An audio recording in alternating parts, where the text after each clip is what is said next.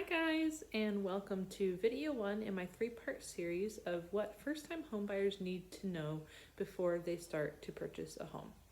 So this video is going to be about loan products and the estimated expenses of purchasing a home. I'm only going to touch briefly on loans because really it would be better for you to talk to a lender about that. They are the experts, and so they're the ones who are going to be able to look at your financial situation and tell you what loan product is best for you, how much money you need to save for that, and what your interest rate will be. But I will just give you a brief overview of different types of loans. First of all, there is a conventional loan. That's usually the best type to get. They get the lowest interest rates and the best benefits from those loans.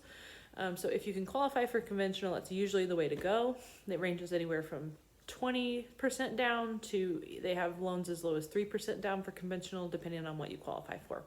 So if conventional is the way you can go, that's great. If not, there are other government-backed loans. There's the FHA loan, which most people think of as the first-time homebuyers loan. There are some down payment assistance program loans like the USDA loan and the MHDC loan and the VA loan. I will tell you that although some of those do have some upfront benefits, sometimes the long-term benefits are not really best for a homeowner in the long run. So if that's what you need to use to get into homeownership and then refinance later, that's always a good option. In a seller's market though, the better the financing you can get, the better your offer is going to look to the seller. So I always recommend conventional if you can, but if you can't, the other loans are totally fine and we can work with those. So if you need a lender contact, let me know, because I've got some really great lender references and I'd be happy to send those to you so that you can get the ball rolling in getting your pre-approval done and know what loan product is going to be right for you. So that's briefly about the loans.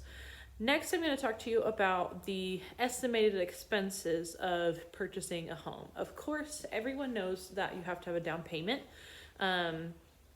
And so, like I said earlier, that can range anywhere from as low as 3% to as high as 20%. Even some people put more like 50% down.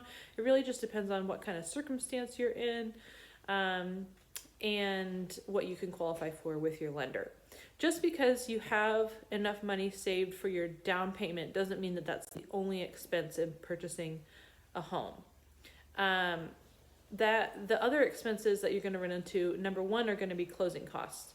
What closing costs cover are going to be a lot of prepaid expenses regarding your home purchase. So the title company is the one who covers closing costs, and they are going to collect from you things like prepaid homeowners insurance, prepaid interest on your mortgage, prepaid HOA dues if you have that at your new home. They're also going to collect fees for recording your deed and prepaid taxes, things like that. Another big part of closing costs is the title policy itself.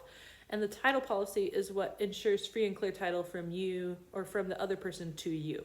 And so those closing costs, depending on the price of your property, are going to range anywhere from as low as $3,000 up to $6,000, maybe even $7,000 if your taxes are really high, or if your loan amount is really high and you have a lot of interest that you're paying on that loan amount.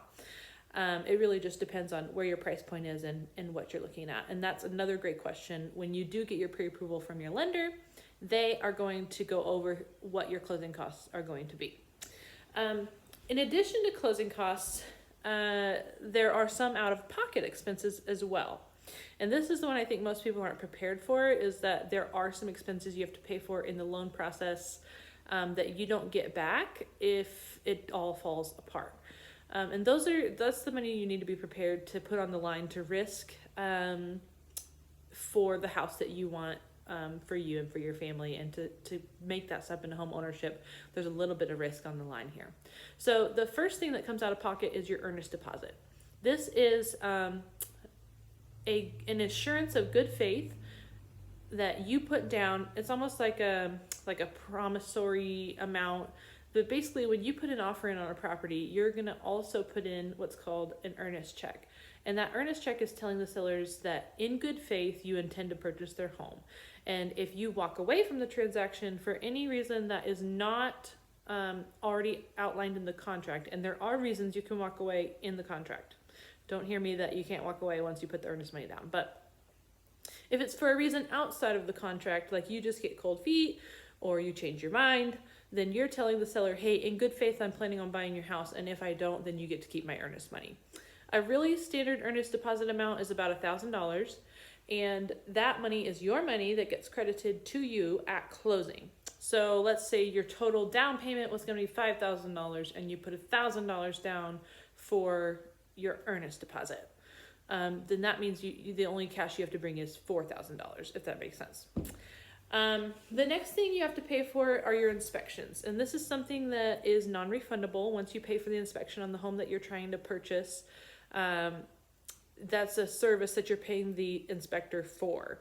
And the reason why buyers pay for that is because you're the one who is making the investment in the property. And so you're the one who has the vested interest in finding out what any material defects might be. Now, once you get the inspection, if there are repairs that need to be made, that's something that you negotiate with the sellers. The appraisal is also something that comes out of pocket up front.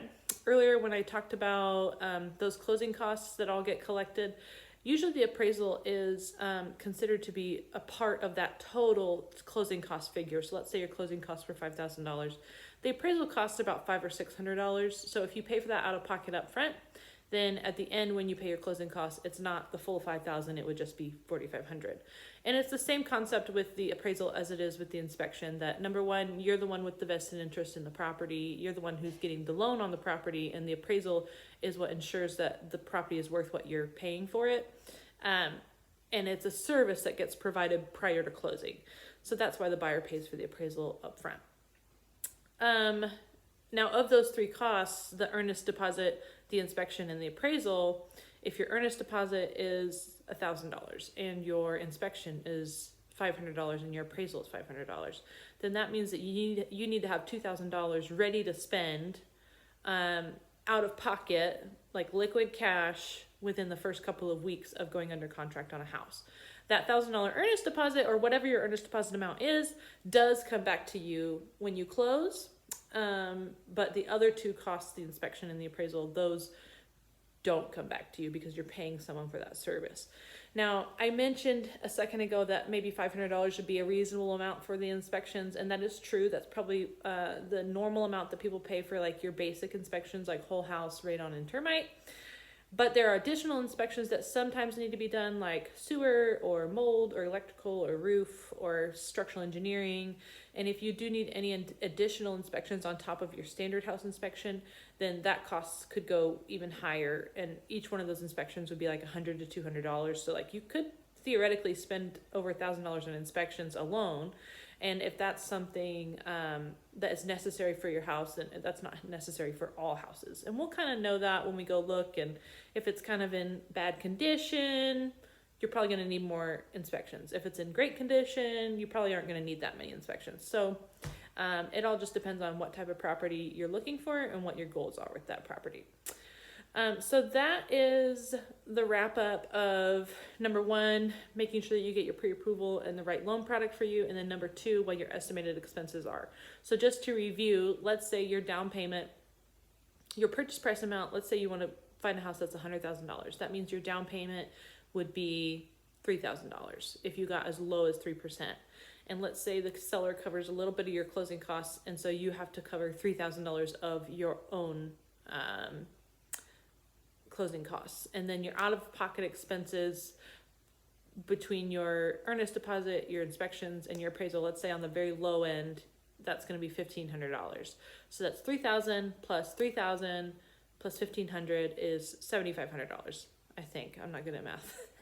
So let's say you want to buy a house soon. You're not sure how much cash you need to have. If you at the very least have $7,500 saved and set aside for your home purchase, that is a number that we can start to work with. Lower than that, it's probably going to be pretty difficult in this market. But if it's higher than that, then the more cash you have on hand, the easier it's going to be for you to walk through this process. And of course, if you're aiming for 20% down or some other loan product in between 3 and 20 or more, or if you're even a cash buyer, then all those numbers are going to look different for you. But just to give you like a baseline, here's how much you need to get started. And once you have that number, let me know and we can move forward with the timeline of finding a home for you to purchase.